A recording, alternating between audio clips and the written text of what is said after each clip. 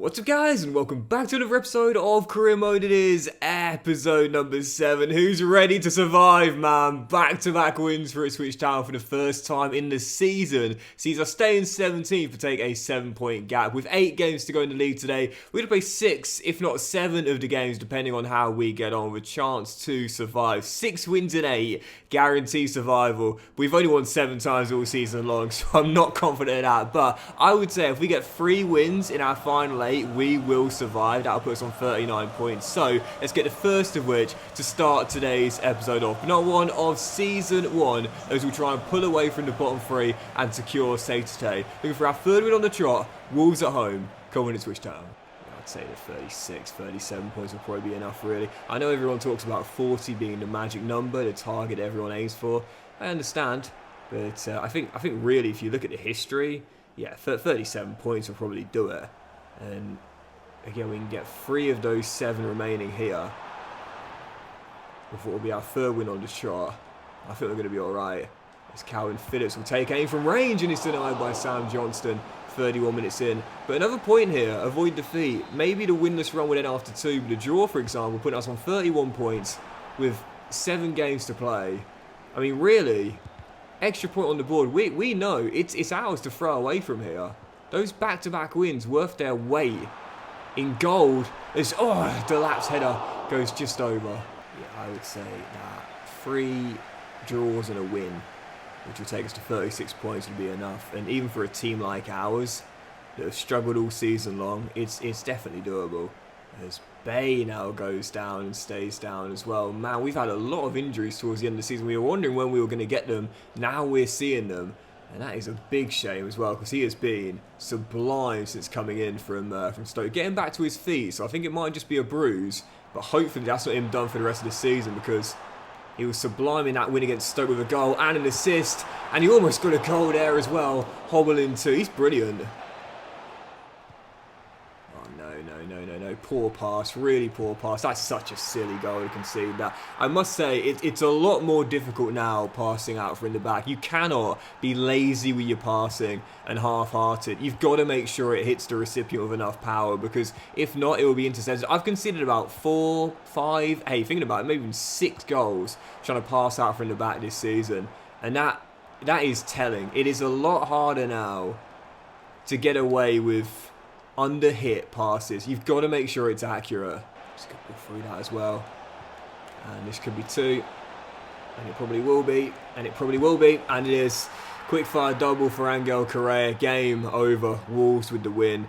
And nice back-to-back win sees us brought back down to earth by what was an in-form Gary O'Neill team as well. Okay, alright, not panicking. It's going to be 7 games to go after this, man. 7 games to go. We just had back-to-back wins. To have 3 wins in a row for a team like ours, that was an incredibly far-fetched aspiration, man. Don't worry about it. It just goes to show you as well, like you got to be clinical as well. And we had a couple of chances, didn't take them, and in the end got punished with the only 2 chances Wolves had. So just goes to show you. But how bad was the injury for Bay as well? God, I'm really not liking this menu, I must admit.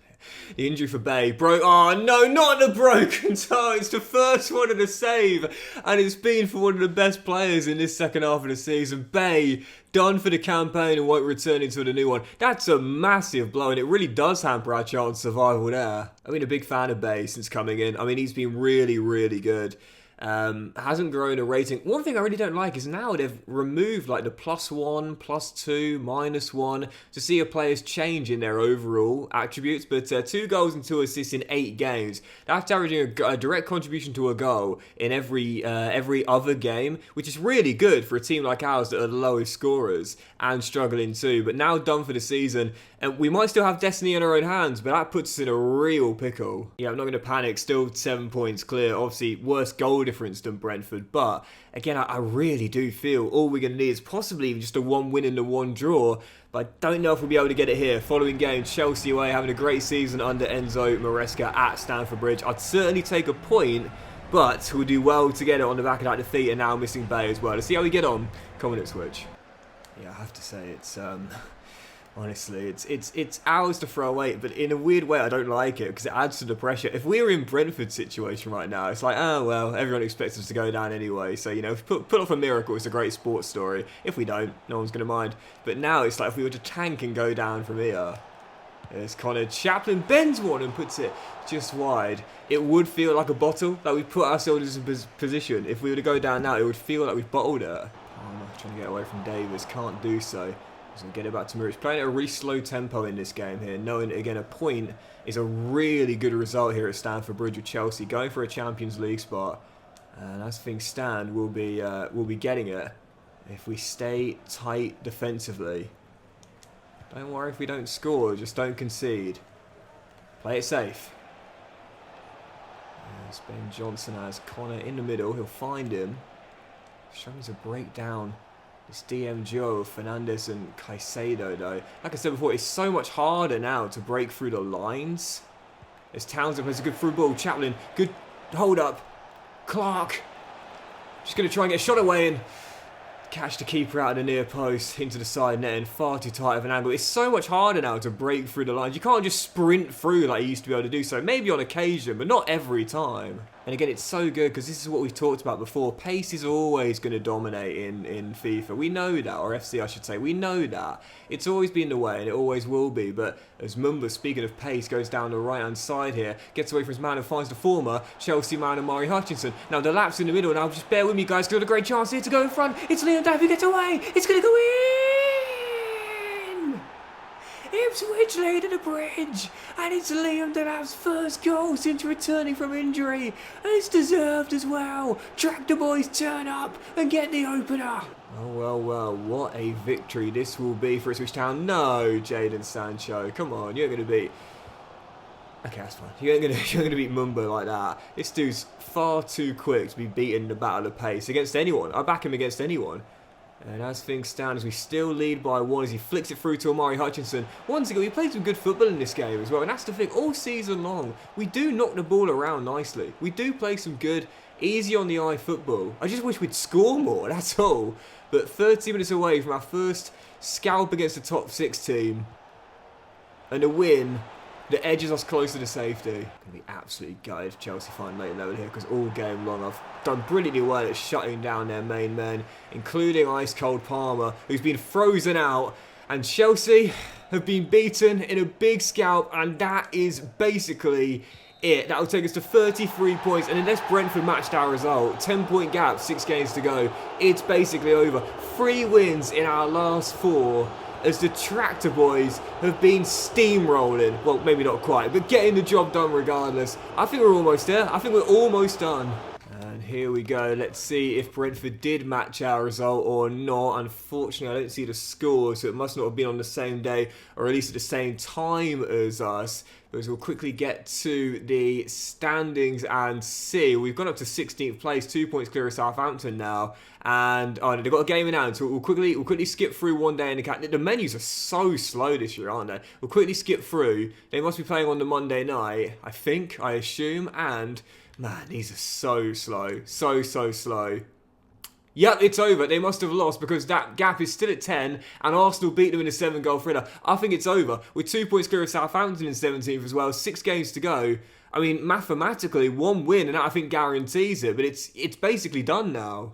Just before that game as well, Ogbene, the former Hatter, has just come to us and said, boss, got to be honest with you, think me not getting games starting to damage my career. I want to get away and make a fresh start somewhere else. Please let me leave so I can get chances to play. Now, last season, this was a big issue for everyone, really, that players would request transfers far too quickly due to a perceived lack of game time. And I said this before, it's totally fine when they haven't played. It just wasn't fine when your star striker who was banging them in was requesting a transfer after being left out of a League Cup game against Exeter City at home. So this is fine for me. Ogbene has literally played 4 times, practically every game in garbage time as well. That is totally fine. When it's situation specific and the player hasn't played, that's totally fine. But say Amari Hutchinson wanted to leave, for example, that wouldn't be okay. So I'm alright with that. Benny will be a one and done for him, and he'll be leaving in the summer transfer window. Anyway, following game, Arsenal at home, and again with 33 points on the board now, I would say all we need is 1 win in our remaining 6 to guarantee safety. Tough games to try and put it out from here against a side chasing the title, but after 3 wins and 4, we're definitely a threat to be considered considered. Arteta's side at Portman Road. Come on, Ipswich Town. I think at the moment is... Oh no, Kai smacks one in from range. It's basically 1 win and 1 draw is all we're going to need max, but that is the worst possible start. Kai banging one in from range. I think Muric really should have done better with that there though. It wasn't right in the corner, hit with that much power, but worst possible start. Gunners going for the title though. Again, these are the games, we lose them. I ain't too disappointed, man. Gunners are chasing the championship right now. We're 16th. To say I've been so impressed with Arsenal to start the season off, and I certainly don't want to jinx it, but there's always been questions about the Gunners when it comes down to winning championships. Do they have the bite? Do they have the mentality? Can they... Is he onside there, Delap? No. Do they have the the ability to what you call grind out results? And I think the past 2 games against Spurs and Man City have showed they're willing to answer that question. And how good has Gabriel been, by the way? I must say, he has been sublime to start the season off. Not just with the goals, just his general play has been phenomenal. Saka looks to dance and get a shot away on that preferred left foot, instead offloads to Martinelli, and Muric with a great save, keeps it at 1-0. Yeah, annoyingly he's in my my brother's fantasy team as Mikel Merino heads in the second, and to be fair, it was coming. And I haven't got him, my brother's got him, so we've got like a mini 1v1 league, and literally, man, past 2 game weeks, he saved my bro, man. I gotta be honest. Anyway, 2-0 down, and yeah, I think it's going to be 2 losses in 3. Really struggled in this game, and it's going to be back-to-back losses at Portman Road. But like I said, man, this is Arsenal chasing the championship. We knew this was going to be a heck of a tough ask here. No, it's going to be free. It's going to be free game. Well, I mean, it was game a long time ago, but it's now definitely dead and buried. The final nail in the coffin. Gabriel Martinelli makes it free. And it'll be back-to-back losses at Portman Road and 2 defeats in 3 as well. But, again, this is Arsenal going for the championship, man. Can't get too down about it. We're still 10 clear, or at least we were heading into the game anyway. So we still got plenty of time to make sure we survive. Yeah, absolutely no point about worrying too much when a defeat like that happens, because you're expected to lose anyway. With Brentford losing again, like I said, man, I really do feel the Bees in horrendous form right now, and ours hasn't even been that bad recently. Another game goes where Brentford failed to capitalise on us having a loss. So we're still in 16th, we're still 10 clear, and we've now, what, 5 games to go? I mean, they've got to win at least 3 of the 5. I think we're going to be okay. Even on the back of the loss, I still think we're going to be all right. And one thing I had forgotten about is the scouting updates. And yeah, totally forgot about these. But the Tanzania scouting update, Moses Hassan's got a really solid overall, so I'm going to give him a scholarship. Brian could still be quite good as well. I just don't want a team of Hassans. I know it sounds ridiculous to, talk about the names as being an issue, but it just breaks away from the realism. Do you know what I mean? But I think I might just leave that there for now. And yeah, the England and Canada ones have now gone. So I think that's it now. I think we're done for scouting for this season. And I have to say, what a tough season. Like, what a tough season for scouting. And okay, funnily enough, the first player we found is an absolute wonder kid in young Nicholas Price at just 14 years old. We won't see him until at least season 3.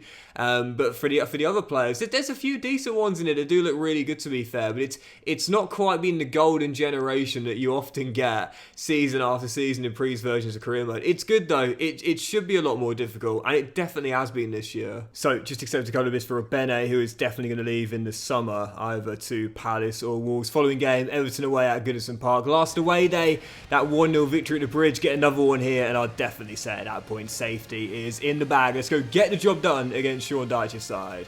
Come on, let's switch down. Yeah, we're almost there. The thing that's really helped us this season is that the teams below us have been even worse than we have. I mean, that's the thing. I know it's a bit embarrassing, but it's true. It's like, it's not that we've been good, it's the teams below us. This chat has been given loads of space to let fly, and it's denied by João Virginia. The teams below us, particularly Forest, have been really bad this season as Delap finds Chaplin, gets another go, and hits the post this time as Michaelenko gets it away. But it's all gone to Chaplin early doors. Surely at some point he's going to strike and hit the back of the net with one of these attempts. Still 0-0, but yeah, we're going for it, man. We're hunting it. 1 win, and that is survival in the bag. And I think we're going to get it today. Great fast start here. Just got to keep our foot on the gas pedal. I was reading a rumour regarding the Everton takeover and what they plan to do if they come in. that Sean Dyche should go. And I know Everton have had a tough start to the season, don't get me wrong, but that I don't think I agree with that one personally. I think last year he did great keeping them up with the points deductions and kept them up the previous year, taking over 2/3 of the way through the season as well. Great block, Jacob Greaves. I read a report that with the takeover they're planning to replace him with Gareth Southgate. And I don't know if that's just paper talk, but if Everton end up doing that, that'll be a big gamble, which I don't think they need to do, as Liam Delap couldn't pull the trigger either. I say keep faith with Sean. Let him build something long term now. Yep, Everton board, you got to trust in Sean Dyche, man. He's the man for the job long term. I'm telling you. And Ipswich board, you got to keep faith in Doxy boy, man. He's the man for the job long term. He knows what he's doing, sort of. As Phillips plays a great through ball. Man on the overlap. Hutchinson shot blocked and cleared away. Don't think we're going to get a goal in this game. Don't think we'll return to anyways. But an extra point on the board, extra point towards safety. I'll take it. So we have literally just won a free kick right on the edge of the area for the final chance of the game. We scored one through Sammy. And if Leif Davis puts this in the top corner, it's survival. And what a way to get it. Oh, I thought we scored. What a way it would have been to secure Premier League football. It's not done yet. Quick walk down the tunnel, but it is a point.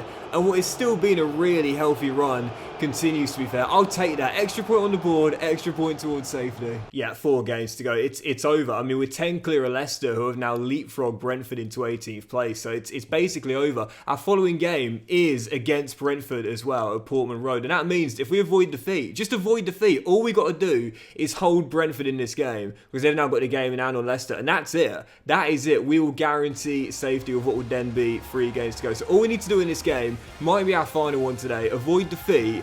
And that is Premier League football in the bag. Like I said, extra point on the board here and there sometimes can prove to be the difference between survival and relegation. In this game, it quite literally would be. Brentford at home, hold them, and we stay up. Come on, Ipswich Town. Not going to lie, if Leif Davis would have put that in the post this time, final kick of the game to secure safety away at Goodison Park, would have been like the coolest thing ever, man. Never mind. But again, most important thing is we've got the point, which means that, again, we're basically there. I mean, even if we were to lose this game, we're still basically there. But again, a point mathematically guarantees it anyway. And Brentford need to go on an epic run to end the season to stay up and relegate us. And Buemo shifts inside, but they are going to go a goal up here. 27 minutes in, Brian and Buemo, the difference maker.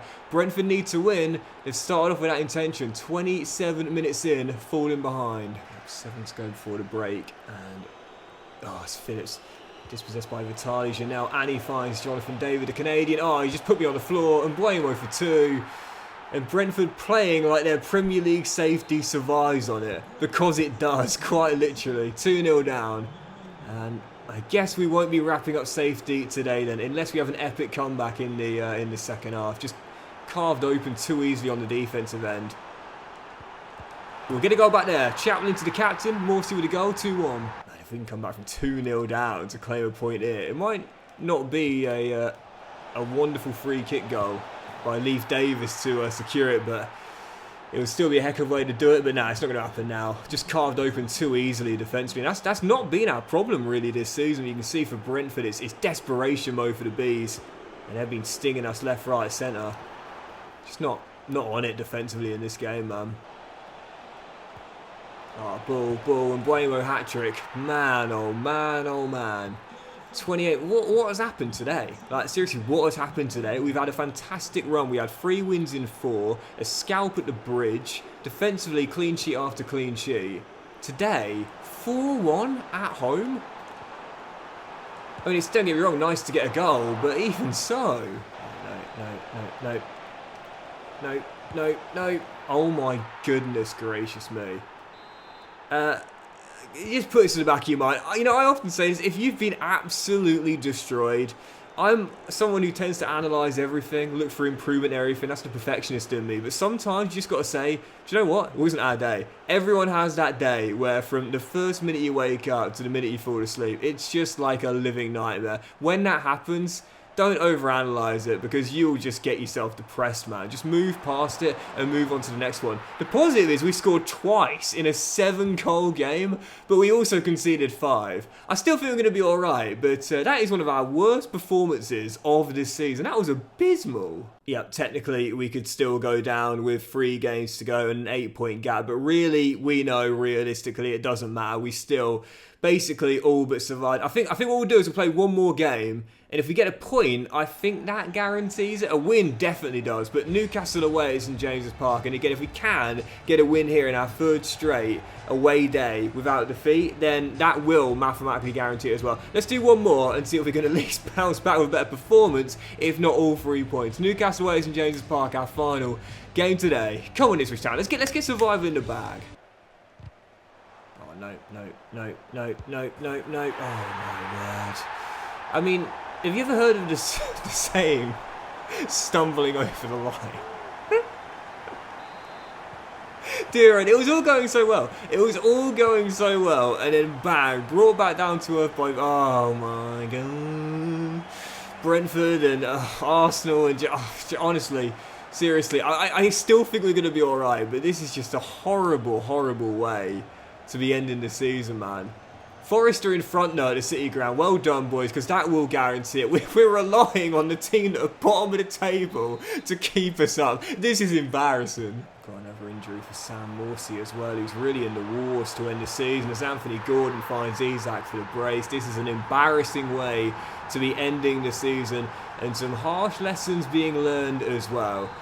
If we do stay up, which is looking likely, even on the back of what would be back-to-back losses and no wins in 4, we are still a notch below the vast majority of teams in this division, and some major reinvestment in the summer transfer window will be necessary. Quite frankly, we're surviving, but not in a convincing way. This is not quite been going the way we were hoping. Oh, Delap, great turn. Go on, mate, you got to finish. Oh my god. This has been such a difficult season for me, man. I'm pleased, don't get me wrong, I wanted a challenge, but my word, I have been so bad at putting the ball in the back of the net this year. I've got to, I think for next year, I do like Liam Delap, don't get me wrong, but I think I need a much more clinical finisher that I feel confident with as well. Delap just isn't it for me, at least not yet. Oh, sugar, Brentford has just gone in front there of the City. Oh my god. Are we really going to go down from where we were? Honestly, this is embarrassing. 65 minutes in, still down by 2. I can't see, oh my god. I can't see us, well, we're definitely not going to come out from 3-0 down. Sandro Tonali's footwork is good. 1-2 with Gordon. This is just embarrassing. 2 games to go.